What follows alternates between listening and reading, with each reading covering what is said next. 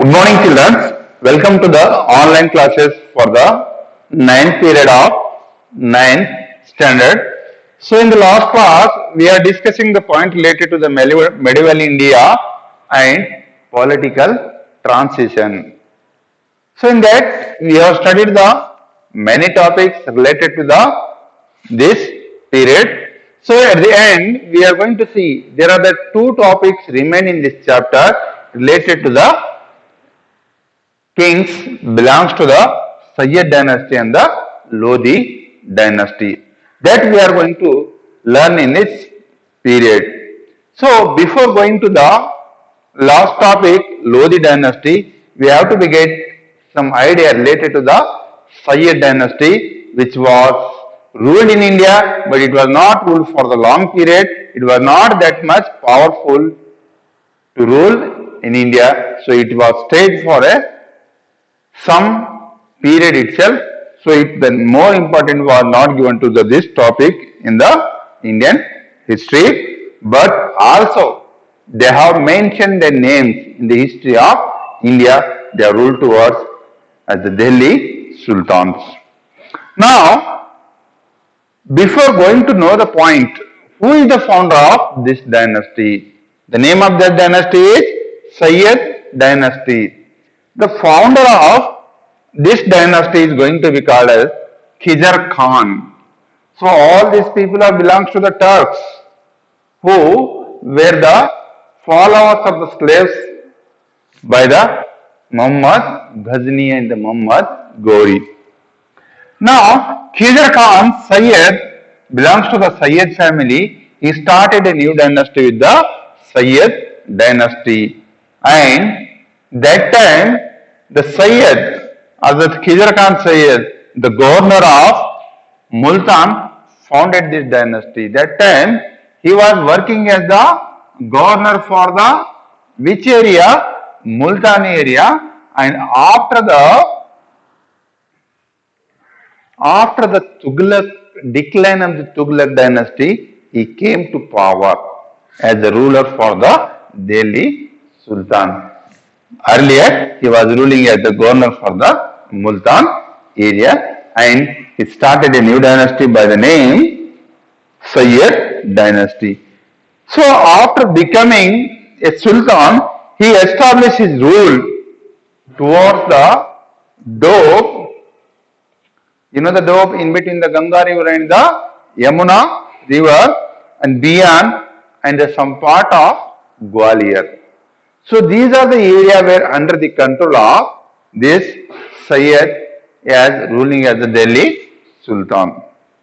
Now he also suppressed many rebellions who are against toward this dynasty. Rebellions and established a law and new order in his administration, and he developed the peace in the kingdom. So at the time of when this Khizar Khan was ruling, that time we are going to see he has developed a lot of law and orders, new types of plans, new types of laws, new type of orders were established in the period of this Khizar Khan Sayyid. Even after him, you know that Muhammad Shah Alauddin and the Alam Shah were the prominent rulers for this dynasty. After the Khizar Khan Sayyid, the next people by the name Muhammad Shah Alauddin and the Alam Shah were going to be called as the prominent ruler for this dynasty. And after that, we are going to see the Bahulal Lodi. At the end, the Bahulal Lodi, who belongs to the Lodi dynasty, he was defeated the last ruler of this dynasty, that is Alam Shah. Who defeated? Bahulal Lodi. Bahulal Lodi defeated the Alam Shah. Alam Shah, who was the ruler for the Sayyid dynasty. and he was the last ruler. By this way, after the defeat from the Bahawalal Lodi, we are going to see this dynasty came to be an end with the Alam Shah, and the defeater, this Alam Shah became the defeater. After that, we are going to see the next person who defeated the Alam Shah, Bahawalal Lodi has started a new dynasty and he started to rule this Delhi area. So, after the Sayyid dynasty, we are going to see when the Bahawalal Lodi has defeated to the Alam Shah, now we are finding he has established a new dynasty by the name Lodi dynasty, and this dynasty is going to be called as the last dynasty for this kingdom or the Delhi Sultanate dynasty. So by this way, we are going to see after the end of the Lodi dynasty, we are going to see the Sultanate system was totally collapsed in India. Now, Bahawalal Lodi, Sikandar Lodi and the Ibrahim Lodi were the important prominent rulers we are going to be see who have ruled to the Lodi dynasty. Who? First one, Bahulal. Second one, Sikandar. And third one,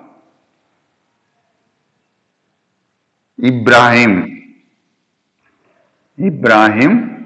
So all are belongs to Lodi dynasty, other Lodi family. So these three people are going to be called as the important rulers for this dynasty, and what development they have made, how they have ruled, that we'll get the details in this topic.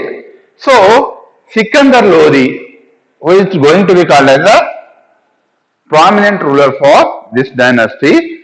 Sikandar Lodi conquered the area related to the Bihar, Dholpur and the Chanderi.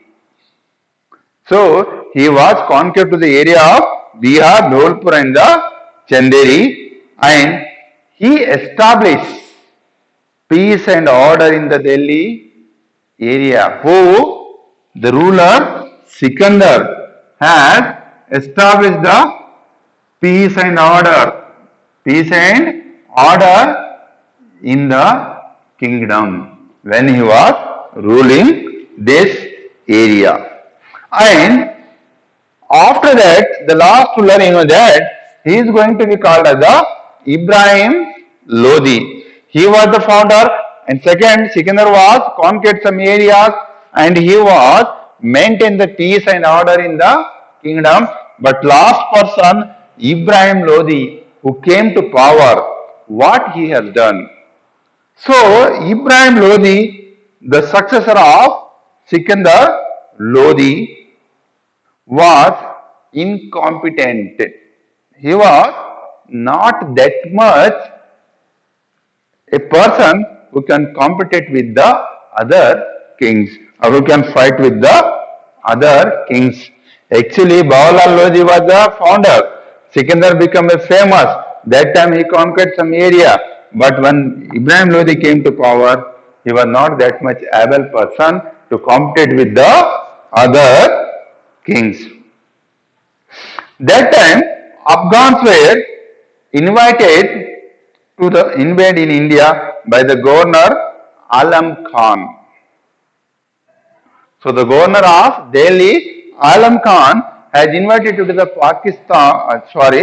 Afghans people to invade towards the India. And then another person with the Shah Alam Khan, that is Daulata Khan. These two people have invited these people to invade toward the India. Thus, the Babar invaded India. After the invitation from the governors of the Delhi, Babar has invaded toward the India and he defeated the Ibrahim Lodi, who is the ruler for the Delhi Sultanate. So, Ibrahim Lodi in the first battle of Panipat in 1526. That is Panipat battle, Panipat first battle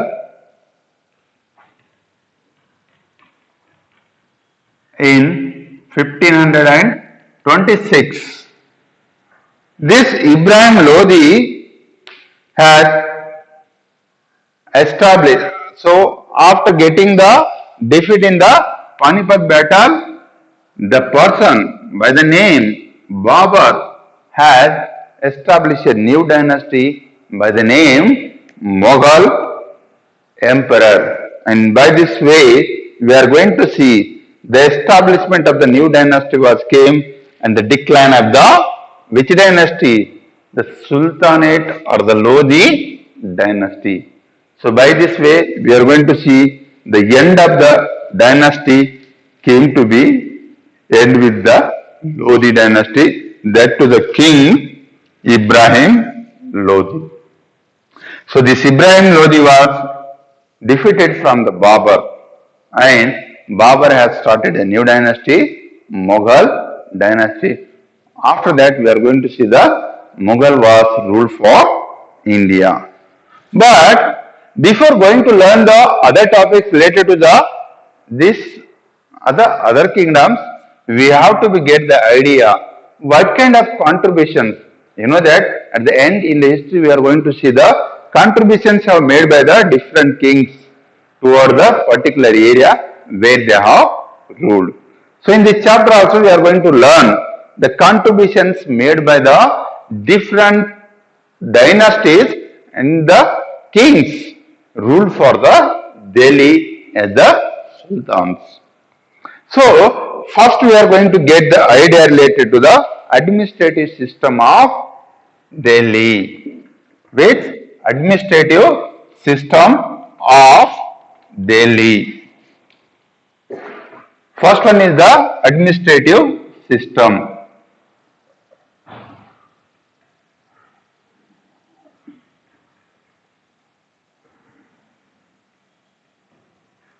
So topic is contributions.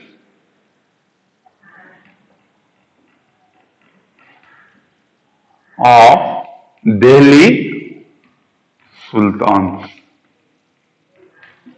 So, what is the changes they have made toward the administration in the period of the Delhi Sultans? So, the first point is most of the Delhi Sultans were dictatorial rulers. They are going to be called as the dictatorial rulers. It means they followed the policy as a dictator. You know the Hitler, you know the Mussolini. These people are going to be called as the dictators. It means they are following their own rules and they are going with their own rules and there is no change in their rules. So that kind of dictatorship was followed by the sultans in their administration, and they were also commanders of the army and the chief justice in these kingdoms. And the administration was in accordance to the Quran. What? The administration was running on the basis of the Quran. That was the system followed by the sultans. And another way, the Sardars, Amirs and Ulemas has considerable influence over the administration.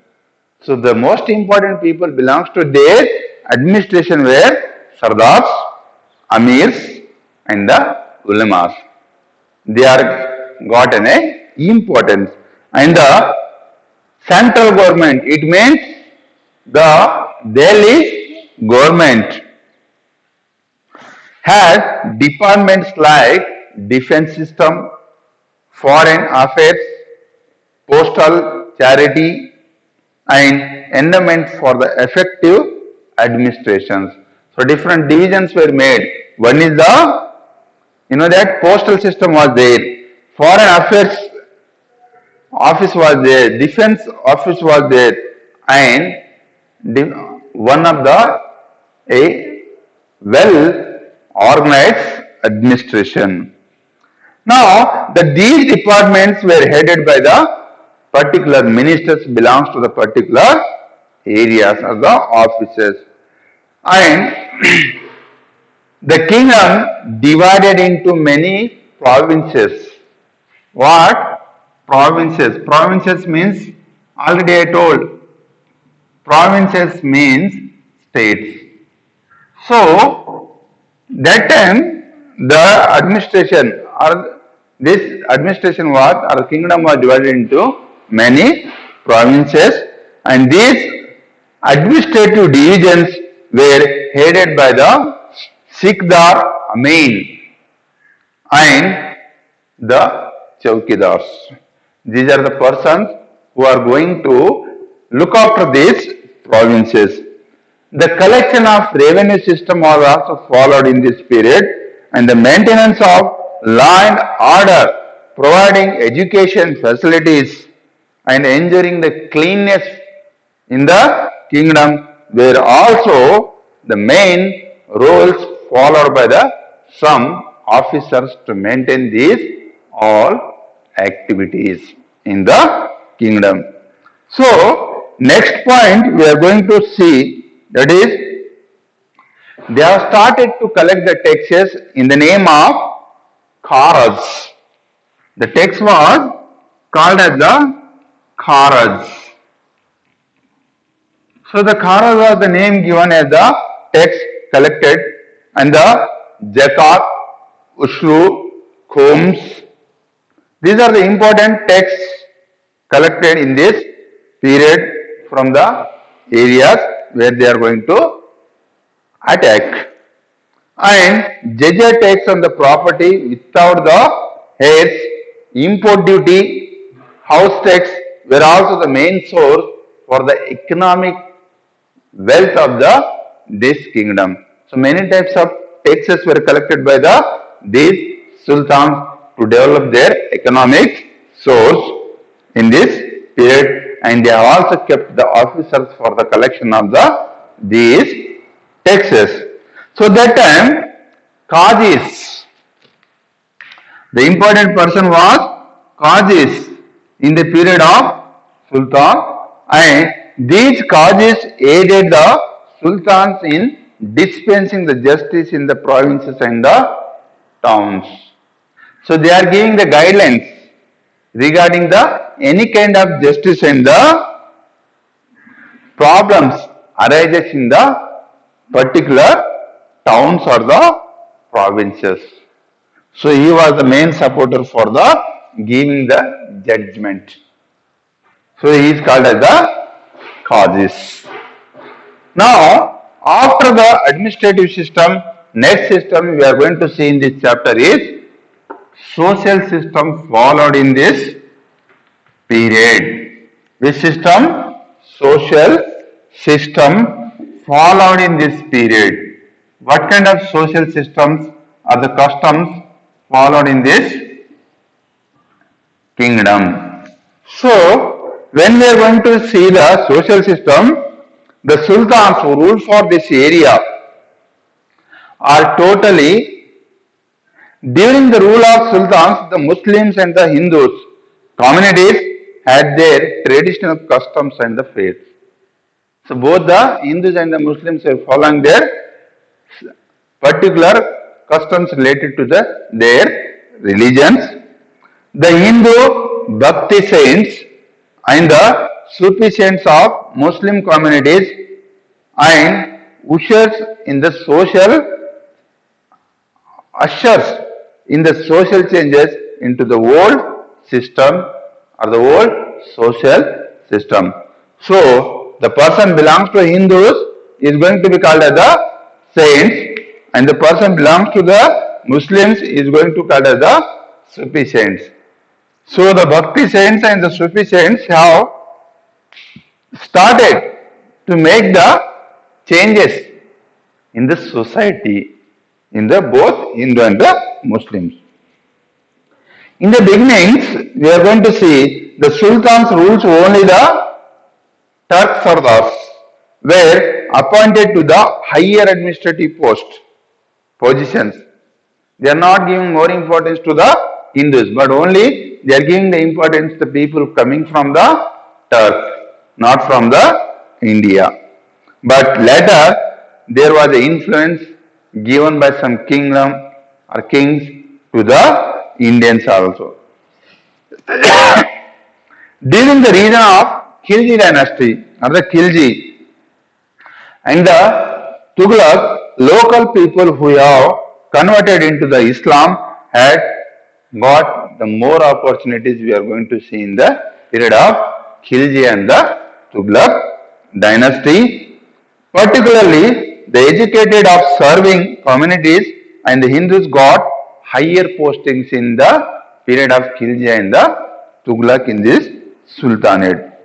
Hence, the ruling class of this time got introduced into the Indians was of dressing, B versus food and music and cultural aspect also.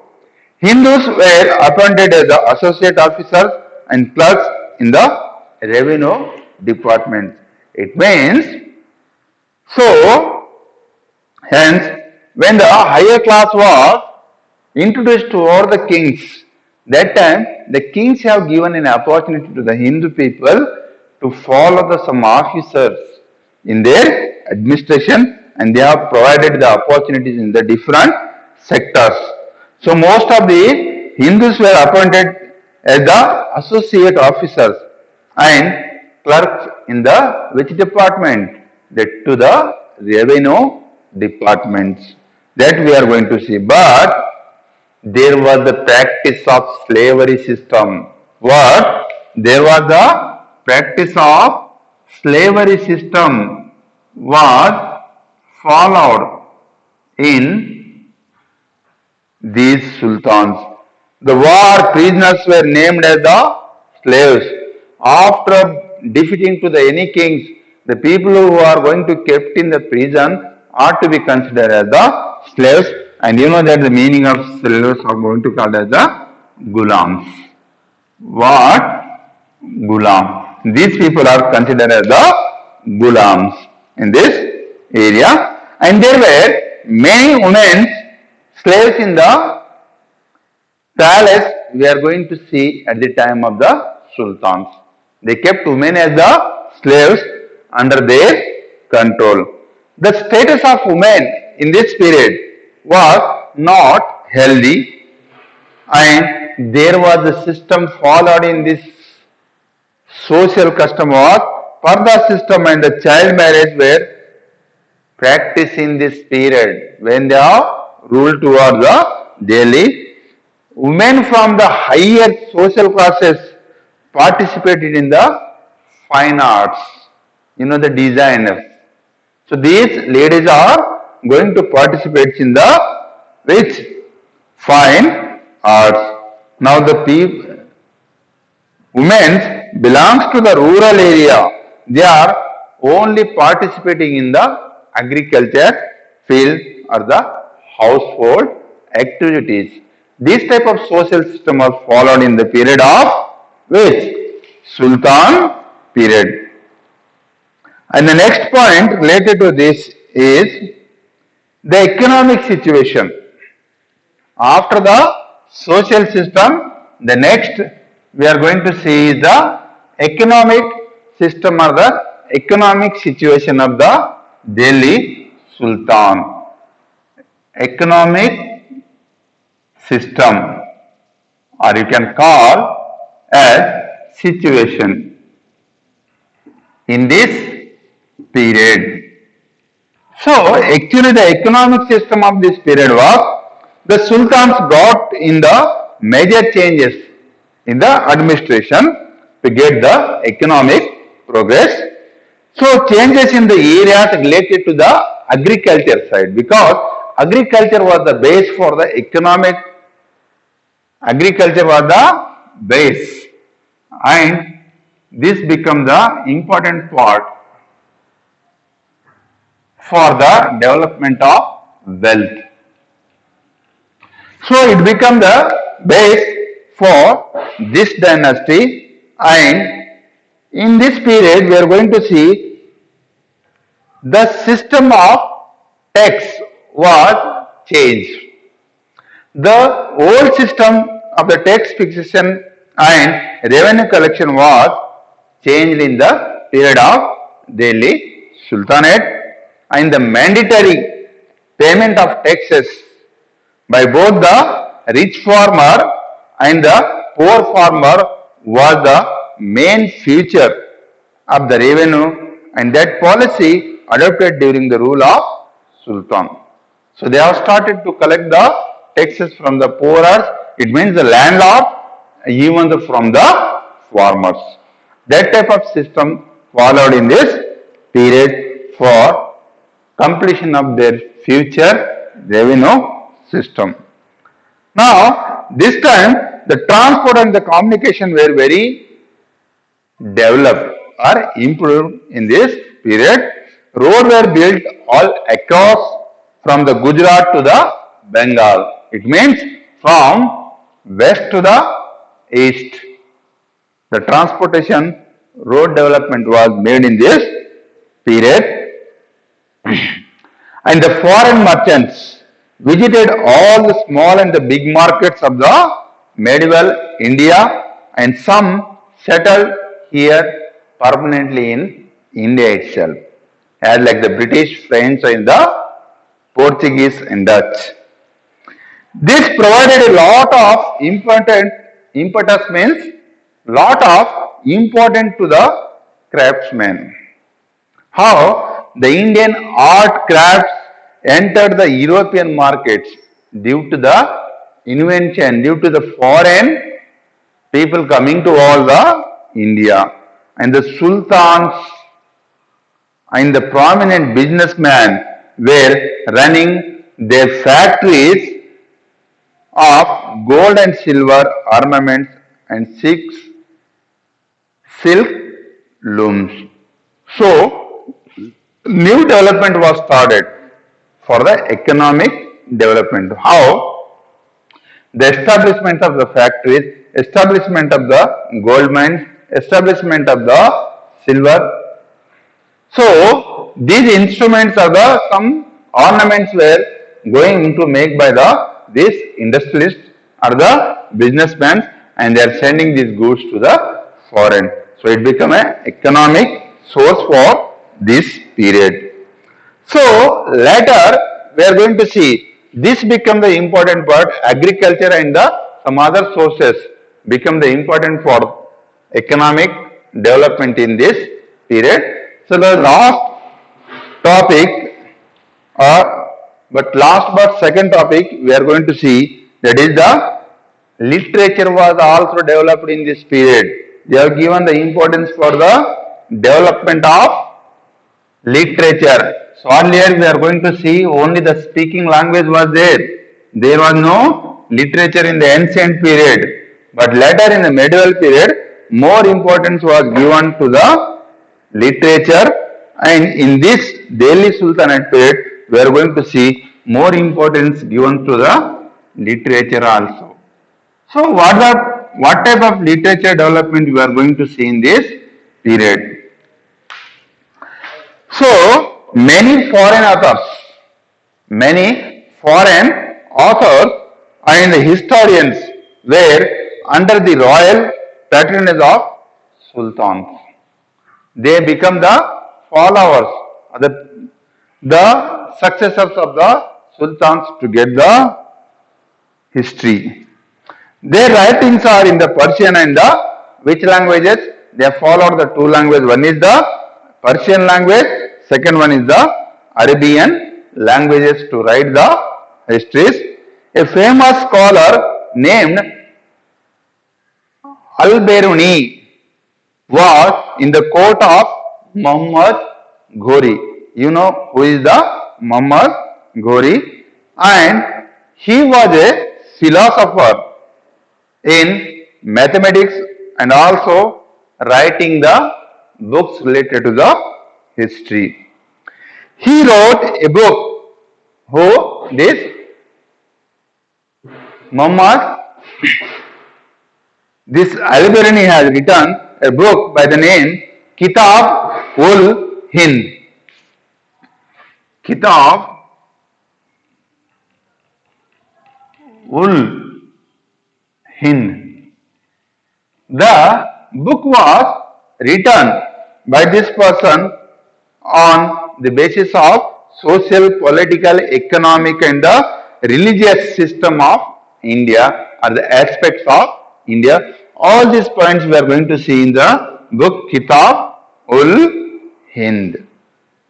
And Amir Khusro has wrote 6 books by the name that in this book he is going to provide the details about the Hindu and the Muslim culture in India in this period. So he is called as the Indian parrot. Who is going to be called as the Indian parrot? The person who has written the book related to the Hindu and the Muslims. Hindu and the Muslims. So, the person by the name Amir Khusro is called as the what? The Indian parrot by knowing the 6 book written by him. After that, Jayuddin Burani wrote Tariq-e Frije Shani and Firoz Tughlaq wrote Futuhat-e Firoz Shahi. So see Tariq-e Firoz Shahi, Tariq-e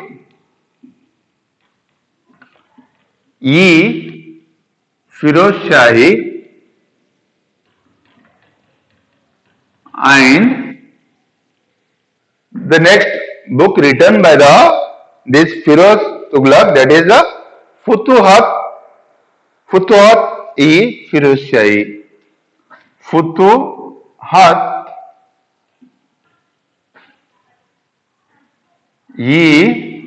Firoz Shahi. So these are the 2 books we are going to find which were written in the period of this Delhi Sultanate. Now the last topic related to this Delhi Sultanate were art and architecture.